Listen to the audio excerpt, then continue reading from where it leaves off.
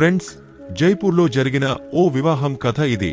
2022లో ఓ శుభముహూర్తంలో ఓ గొప్ప మ్యారేజ్ హాల్లో జరిగిన ఈ వేడుక ఎంతో ఆడంబరంగా సాగుతోంది. రంగురంగుల పూలమాలలు, ఒకవైపు రాజస్థానీ దాల్ బాటీ చూర్మా రుచి చూస్తున్న అతిథులు, మరోవైపు డీజే రాగంలో తామరలా తాకిడి చేస్తున్న జనం. ఇంకొందరు అప్పటి వధూవరుల జంటను చూసి మునిగిపోయారు. స్టేజ్ మీద నిలబడి ఉన్నాడు డాక్టర్ సచిన్. స్మార్ట్ మరియు చదువుకున్నవాడు, మంచి మనసున్నవాడు. అతని షేర్వాణి మెరిసిపోతోంది. కళ్లలో తను పెళ్లి చేసుకోబోయే రేఖను చూడాలన్న ఆరాటం స్పష్టంగా కనిపిస్తోంది. రేఖ అందం గురించి జైపూర్లోని ప్రతి గల్లీలో మాటలు. అందమైన రూపంతో పాటు చదువులోనూ అగ్రగామి. ఆమె కుటుంబం మొదట గ్రామీణమైనది, కాని కష్టపడి సంపాదించి జైపూర్లో స్థిరపడ్డారు. పెద్ద బంగళా, ఖరీదైన కార్లు, సమాజంలో గౌరవం. కాని రేఖ హృదయంలో ఏదో రహస్యం దాగి ఉంది. ఆమె చిరునవ్వు వెనుక అనాటి గాయం దాక్కుంది. సచిన్ స్టేజ్ మీద తన స్నేహితులతో నవ్వుతూ నిలబడ్డాడు. స్నేహితులు అతన్ని ఆటపట్టిస్తున్నారు. ఏంటి డాక్టర్ సాబ్, ఈ రోజు వధువును చూస్తే గుండె గెలగిల్లాడుతోందా అని. సచిన్ నవ్వుకుంటూ తప్పించుకున్నాడు. కాని అతని చూపు మాత్రం మండపం వైపు తిరిగింది. అంతలో డీజే సంగీతం మారింది. ఓ రొమాంటిక్ పాట గుండెల్ని పిండేసింది. అందరి కళ్ళు మండపం వైపు మళ్ళాయి. అక్కడ నుండి నెమ్మదిగా, నాజూగ్గా రేఖ స్టేజ్ వైపు నడిచొస్తోంది. ఆమె ఎరుపు రంగు లెహంగా కాంతుల్లో మెరిసిపోతోంది. కాటుక కళ్ళు, నుదుటిపై బొట్టు, పెదవులపై సన్నని చిరునవ్వు. సచిన్ ఆమెను చూసి ఒక్కసారిగా ఆశ్చర్యపోయాడు. ఎంత అందంగా ఉంది రేఖ అని మనసులో అనుకున్నాడు. అతిథులు చప్పట్లు కొడుతూ ఈ జంటను చూసి ముగ్ధులయ్యారు. రేఖ స్టేజ్ పైకి వెళ్లగానే సచిన్ ప్రేమతో ఆమెను చూస్తూ వరమాల వేశాడు. రేఖ కూడా సన్నని నవ్వుతో సచిన్ మెడలో వరమాల వేసింది. అతిథుల చప్పట్లు మారుమోగాయి.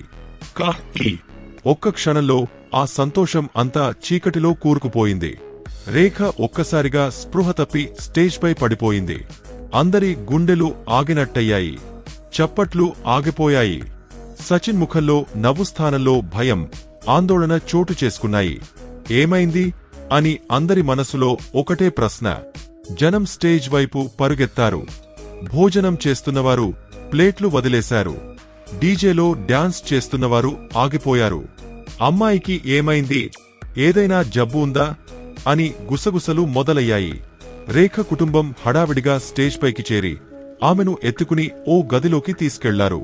కాని సచిన్, అతని కుటుంబం మనసులో ప్రశ్నల తుఫాను రేగింది. రేఖకు ఏదైనా తీవ్రమైన వ్యాధి ఉందా అని. సచిన్ గుండె గట్టిగా కొట్టుకుంటోంది. ఏదో తప్పు జరిగిందని అతనికి అనిపించింది. అంతలోనే రేఖా కుటుంబ సభ్యులు, మరో మంచి ముహూర్తం ఏడాది తర్వాతే వస్తుంది అని చెప్పుకొచ్చారు. సచిన్ కుటుంబం సాంప్రదాయ ఆలోచనలు కలవారు కాబట్టి ఎక్కువ ప్రశ్నలు వేయలేదు. రిష్తాకు ఒప్పుకున్నారు. కాని ఇప్పుడు రేఖ స్పృహ తప్పడం అందరికీ ఓ రహస్యంలా మారింది. సచిన్ కుటుంబానికి అనుమానం మొదలైంది. ఏమైనా దాచారా? రేఖకు ఏదైనా మానసిక వ్యాధి ఉందా అని. సచిన్ తల్లి తన భర్తతో మెల్లిగా చెప్పింది, మనల్ని మోసం చేశారేమో. అమ్మాయికి ఏదైనా తీవ్రమైన జబ్బు ఉంటే ఈ పెళ్లి చేయం అని అన్నారు. మ్యారేజ్ హాల్లో ఆనందమైన వాతావరణం ఒక్కసారిగా చీకటిగా మారింది. హాయిగా నవ్వులు, పాటలు ఉన్న చోట ఇప్పుడు నిశ్శబ్దం, ఆందోళన నెలకొన్నాయి. జనం గుసగుసలాడుకుంటున్నారు. అమ్మాయికి ఏమైంది, ఏదైనా పాత జబ్బు ఉందా అని. రేఖ కుటుంబం మాత్రం, ఏం లేదు, చక్కరొచ్చింది, వేడి వల్లే ఉంటుంది అని చెబుతోంది. కాని సచిన్కు ఈ మాటలు నచ్చలేదు. అతను మానసిక, శారీరక వ్యాధులపై లోతైన అధ్యయనం చేసిన డాక్టర్. ఏదో తప్పు జరిగిందని అతనికి అనిపించింది. ఈ రహస్యాన్ని విప్పాలని నిశ్చయించుకున్నాడు. సచిన్ రేఖను ఉంచిన గదిలోకి వెళ్లాడు. అక్కడ రేఖ తల్లిదండ్రులు, అక్క, కొంతమంది దగ్గరి బంధువులు ఉన్నారు. గదిలో భారమైన వాతావరణం. రేఖ తల్లి ముఖంలో ఆందోళన, తండ్రి మాత్రం అతిథులను చూసి భయపడుతున్నాడు. సచిన్ ప్రశాంతంగా, కాని గట్టిగా, నేను రేఖను చెక్ చేయాలనుకుంటున్నాను. నేను డాక్టర్ని, నాకు అర్థం కావాలి అన్నాడు. రేఖ తండ్రి మొదట కాస్త ఆగాడు, కాని చివరకు అంగీకరించాడు. సచిన్ రేఖ నాడిని చెక్ చేశాడు. ఆమె కళ్లను పరిశీలించాడు. బయటి నుండి అంతా సాధారణంగా కనిపించినా అతని అనుభవం ఏదో తప్పు ఉందని చెబుతోంది. రేఖ ముఖం పాలిపోయి ఊపిరి బలహీనంగా ఉంది. కాసేపటికి రేఖకు స్పృహ వచ్చింది. ఆమె కళ్ళు తెరిచింది. కాని ఆమె చూపులో ఏదో భయం కనిపించింది, ఏదో దాచినట్టు. సచిన్ మెత్తగా అడిగాడు, రేఖ, నీవు బాగున్నావా? ఏదైనా చెప్పాలనుకుంటున్నావా అని. రేఖ మాత్రం తల ఊపి నోరు మెదపలేదు. సచిన్ రేఖ కుటుంబాన్ని అడిగాడు, ఇంతకు ముందు రేఖకు ఇలా జరిగిందా? ఏమైనా సమస్య ఉందా? రేఖ తండ్రి వెంటనే, లేదు, ఏం లేదు, ఆమె పూర్తిగా ఆరోగ్యంగా ఉంది. బహుశా వేడివల్ల చక్కరొచ్చి ఉంటుంది అన్నాడు. సచిన్ కు ఈ సమాధానం నచ్చలేదు.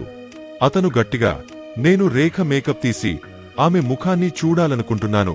ఏదో చెక్ చేయాలి అన్నాడు. రేఖ కుటుంబం మొదట అడ్డుపడింది. ఆమె తల్లి, ఇప్పుడు మేకప్ తీయడం ఏంటి అని అడిగింది. కాని సచిన్ కుటుంబం గట్టిగా నిలబడింది. సచిన్ తండ్రి, మా అబ్బాయి డాక్టర్. ఏదైనా అనుమానముంటే మేం నిజం తెలుసుకోవాలి. ఏదైనా దాచారా? ఈ పెళ్లి చేయం అని స్పష్టంగా చెప్పారు. చివరకు రేఖ కుటుంబం అంగీకరించింది. ఓ మహిళ రేఖ మేకప్ తీసింది. మేకప్ తీసేసరికి రేఖ నిజమైన ముఖం బయటపడింది. సచిన్ తన ఫోన్ ఫ్లాష్ ఆన్ చేసి ఆమె కళ్లను జాగ్రత్తగా చూశాడు. కళ్ల కింద లోతైన నల్లటి వలయాలు, ముఖం పాలిపోయి పెదవులు ఎండిపోయి ఉన్నాయి. సచిన్కు వెంటనే అర్థమైంది, రేఖ శారీరకంగా చాలా బలహీనంగా ఉంది. ఈ బలహీనత వల్లే ఆమె స్పృహ తప్పింది. కాని ఇంత బలహీనత ఎందుకు? రేఖకు ఏదైనా ఒత్తిడి ఉందా? మీరు ఏదైనా దాచారా అని సచిన్ అడిగాడు.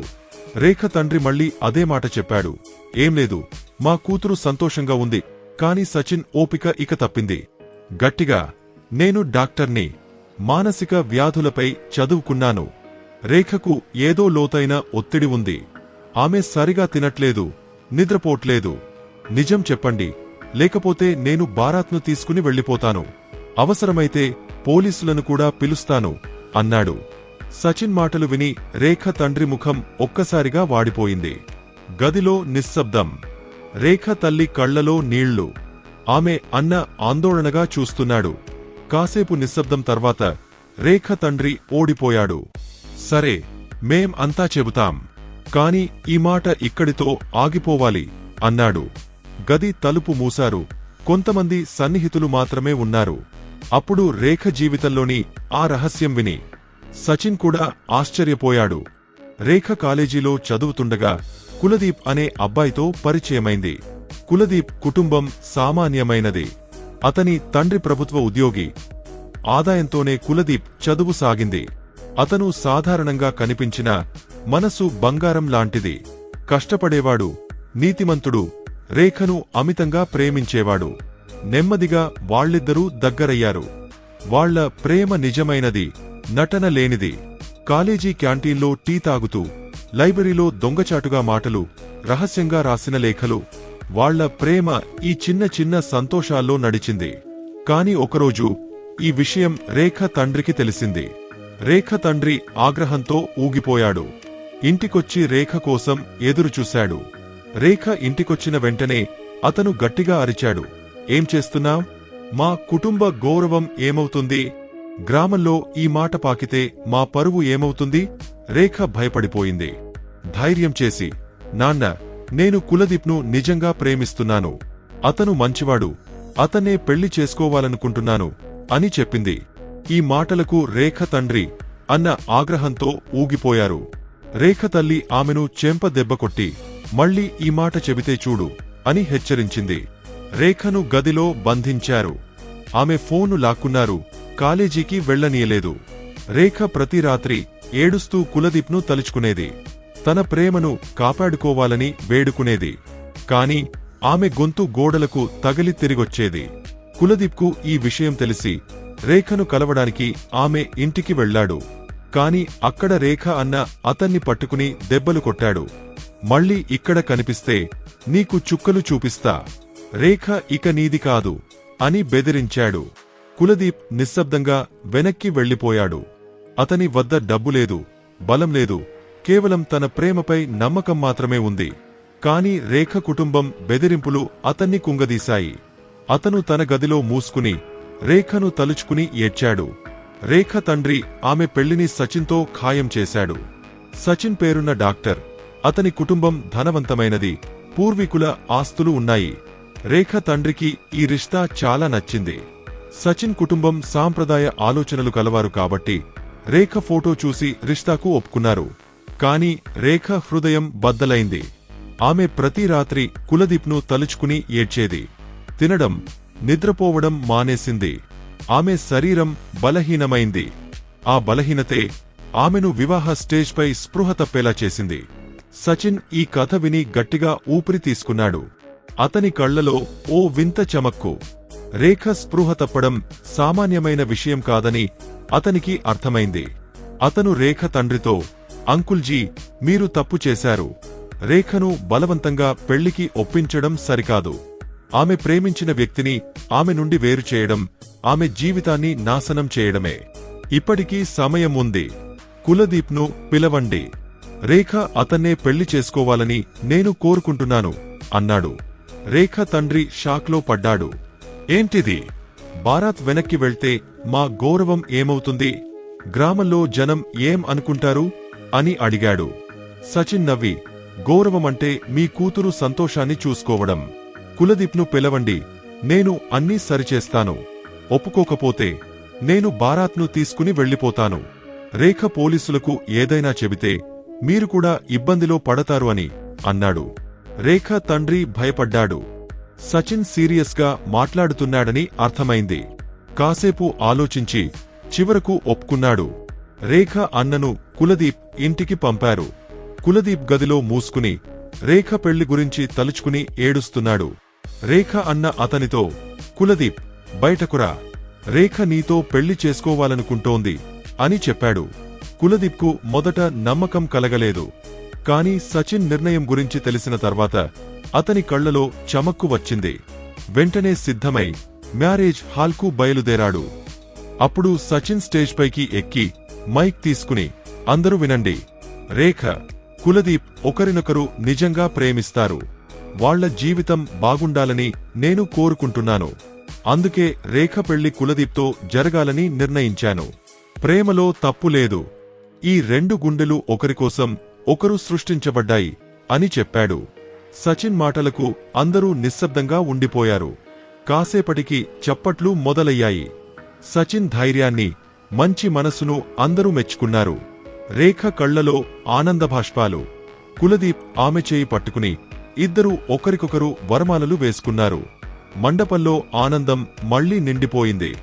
డీజే రాగాలు మళ్లీ మారుమోగాయి. జనం నాట్యం చేయడం మొదలెట్టారు. రేఖ, కులదీప్ వివాహం ఘనంగా జరిగింది. సచిన్ వాళ్లను ఆశీర్వదించి నిశ్శబ్దంగా తన బారాత్ను తీసుకుని వెనక్కి వెళ్లిపోయాడు. కాని అతని మంచితనం అందరి హృదయాల్లో నిలిచిపోయింది. ఈ రోజు రేఖ, కులదీప్ సంతోషమైన జీవితాన్ని గడుపుతున్నారు. వాళ్లకు సూచి అనే పాప పుట్టింది. కులదీప్కు ప్రభుత్వ ఉద్యోగం వచ్చింది. తన కష్టంతో కుటుంబాన్ని సంతోషంగా ఉంచుతున్నాడు. సచిన్ ఈ రోజు కూడా అందరికీ ఆదర్శం. అతను రేఖ, కులదీప్లకు కొత్త జీవితాన్ని ఇవ్వడమే కాదు, నిజమైన ప్రేమ, మానవత్వం కంటే గొప్పది ఏదీ లేదని నిరూపించాడు. సో ఫ్రెండ్, ఈ కథ మీకు ఎలా అనిపించింది? కామెంట్లో తప్పక చెప్పండి. మా వీడియోను లైక్ చేయండి, ఛానల్ను సబ్స్క్రైబ్ చేయండి. ఇలాంటి ప్రేరణాత్మక కథలు మీ ముందుకు తీసుకొస్తాం. మళ్ళీ కొత్త కథతో కలుద్దాం. జై హింద్.